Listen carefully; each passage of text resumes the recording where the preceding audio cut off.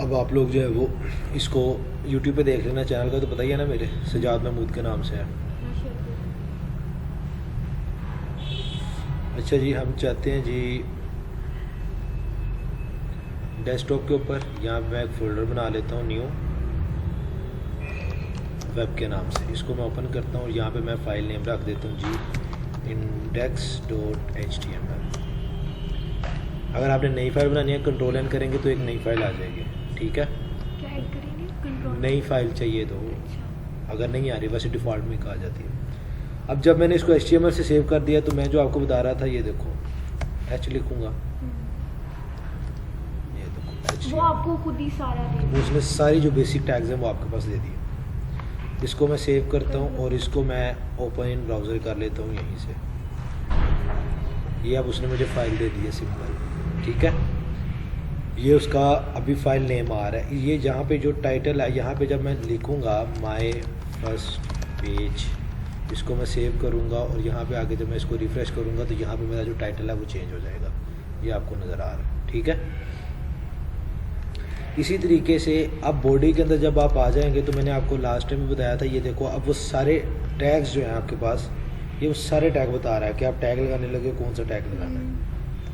मैं भी इसमें से काफ़ी टैग होंगे जो मुझे भी नहीं पता होंगे किस काम के लिए, ठीक है। बट हम जो बेसिक यूज़ करते हैं, एक हमारे पास होता है डिवीज़न का।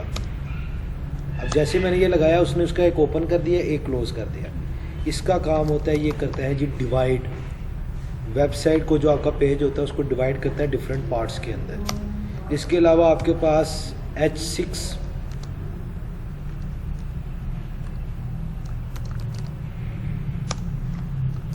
H5,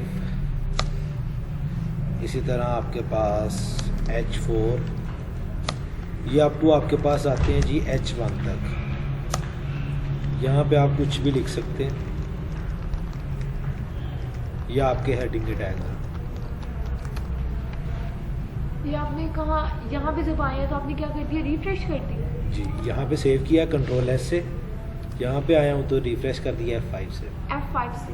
जी, ठीक अब ये उसने आप जो भी लिखा हुआ है, ये उसने H6 में लिखा है, ये H5 में, ये H4 में, यानी कि H6 जो है वो आपके पास सबसे लीस्ट बोल्ड है और H1 सबसे हाई बोल्ड है, ठीक है। इसके अलावा जो आप चीज़ यूज़ कर सकते हैं, जिस तरह अभी मैंने पैराग्राफ लिखना है, मैं पैराग्राफ लिखना चाहता हूँ तो मैं यहाँ पे एक पैराग्राफ लिख लेता हूँ इस तरीके से, तो मेरे पास एक पैराग्राफ लिखा हुआ आ गया। अभी आपको नहीं पता लगा होगा मैंने क्या किया है। अगर आप डमी काम कर रहे हैं, आपने इस तरह पैराग्राफ लिखने हैं, तो आप क्या लिखेंगे, लोरम लिखेंगे, LOREM, और टैब का बटन दबाएंगे तो आपके पास पैराग्राफ लिखा जाएगा, खुद ही आ जाएगा। खुद ही आ जाएगा पूरा। इसको जब आप रिफ़्रेश करेंगे तो ये एक पूरा आ गया। अब डिवीज़न को समझाने के लिए बेस्ट ये है कि मैं इस पैराग्राफ को डिव के टैग के अंदर ले जाऊँ ताकि आप उसको अंडरस्टैंड कर सकें बेहतर तरीके से। यहाँ पे जब मैं इसको लिखूँगा तो ये डिव के अंदर आ गया, ठीक है। इसी तरीके से आपके पास, ये भी मैं डिव को थोड़ा सा और एक्सप्लेन करता हूँ। आपके पास table, then table row, table row के अंदर टेबल डाटा, टेबल डाटा के अंदर आप जो भी लिखना चाहें वो आ जाता है।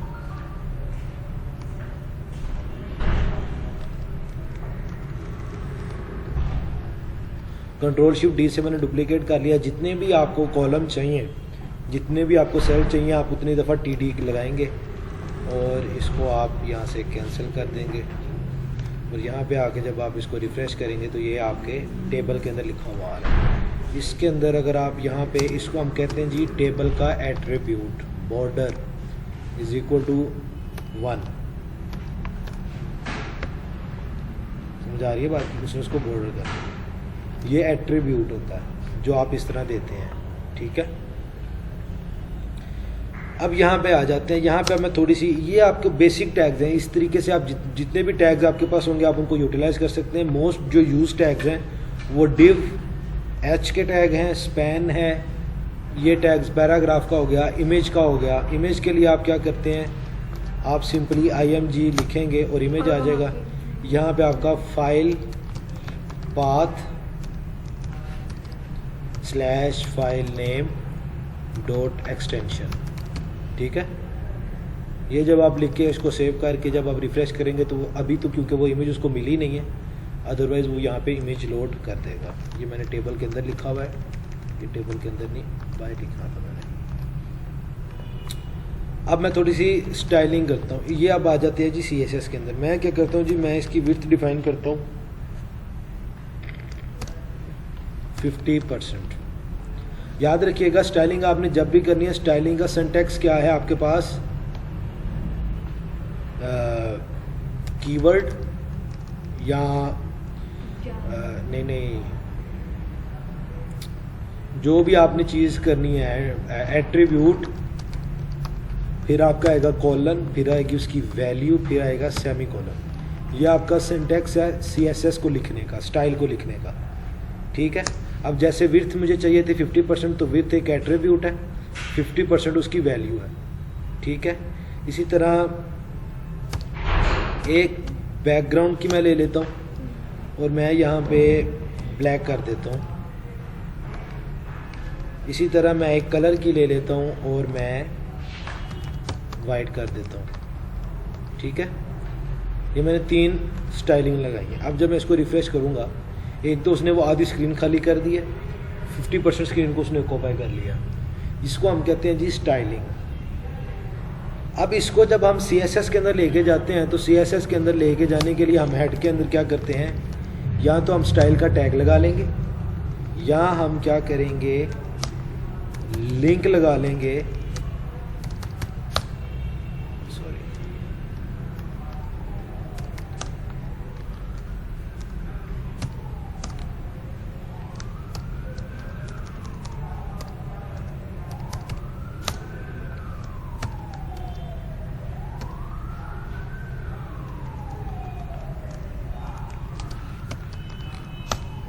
यहाँ पे आपका file path /name dot extension.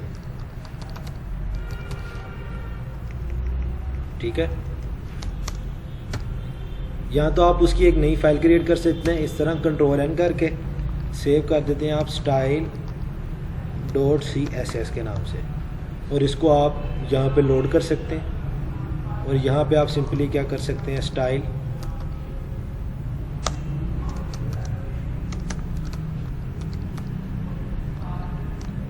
और इसके अंदर आप अपनी जो भी CSS लिखने हैं वो लिख सकते हैं। एक आपके पास ये ऑप्शन है, दूसरी ऑप्शन है आपके पास यहाँ पे आप स्टाइल ये नहीं भी लिखेंगे ना तब भी चल जाएगा। ठीक है।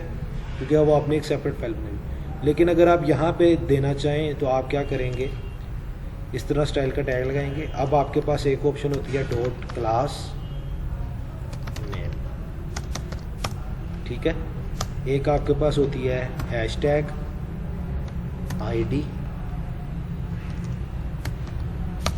ये किस चीज़ के लिए करते हैं? बताता हूँ। ID,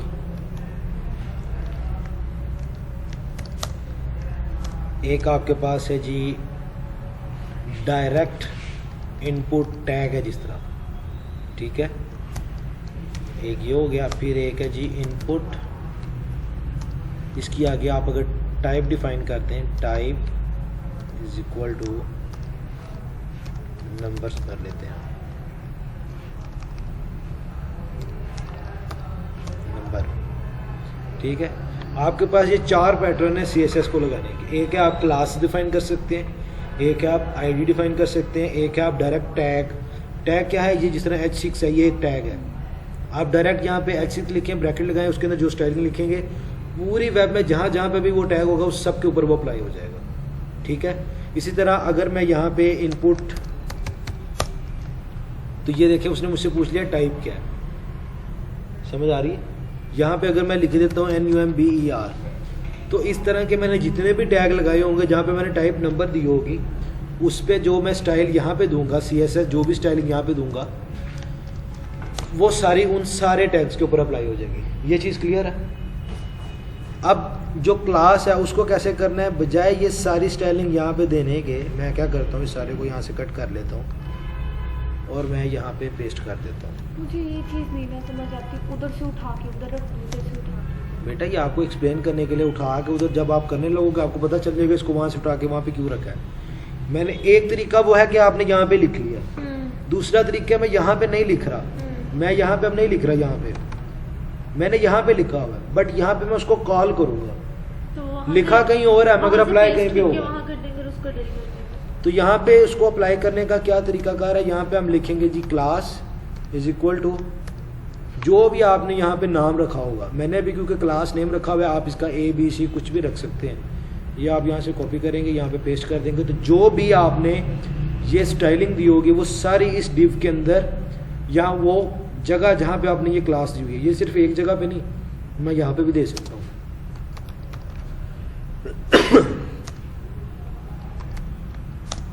ठीक है, जहाँ पे मेरा दिल करेगा मैं क्लास दे दूंगा।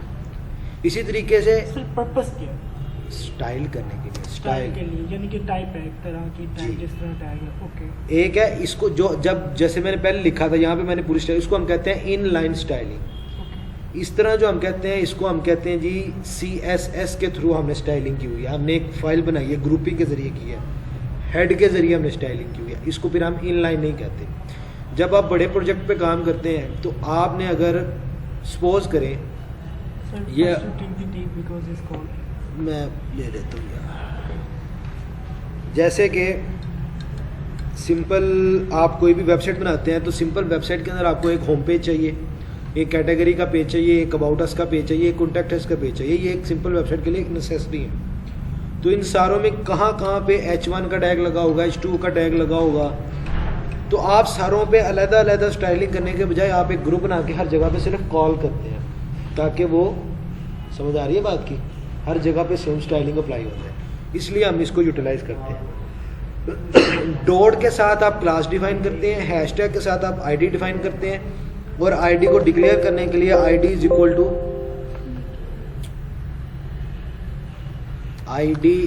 टू यहाँ पे आप अपनी आईडी नेम लिख देते हैं जो भी आपने हैशटैग के साथ डिफाइन की हुई है। हमारे केस में मैंने आईडी की हुई है, आप यहाँ पे कुछ भी डिफाइन कर सकते हैं। ठीक है, इस तरीके से आप इसकी स्टाइलिंग डिफाइन करेंगे तो आपका जो है वो आ जाएगा। ये होती है बेसिक वेबसाइट। इसमें कोई क्वेश्चन है तो पूछो आप। अब पता लगा स्टार्ट कहाँ से करना है? अजय भी नहीं लगा? ना लैपटॉप है तो मेरे पास, तो मगर दूसरी ना, वो आपने मुहावरा सुना हुआ है, भैंस के आगे बीन बजाना, मैं वो काम नहीं, कर बीन रहा नहीं हूँ। बजाना। सर ये ऐसी चीज़ है जब तक खुद नहीं करता मुझे मैं एटलीस्ट ये कर सकता हूँ, आपको बता सकता हूँ कहाँ पे लिखना है, किस तरीके से लिखना है, वो मैंने बता दिया। बताए सर जब तक खुद नहीं इंसान करता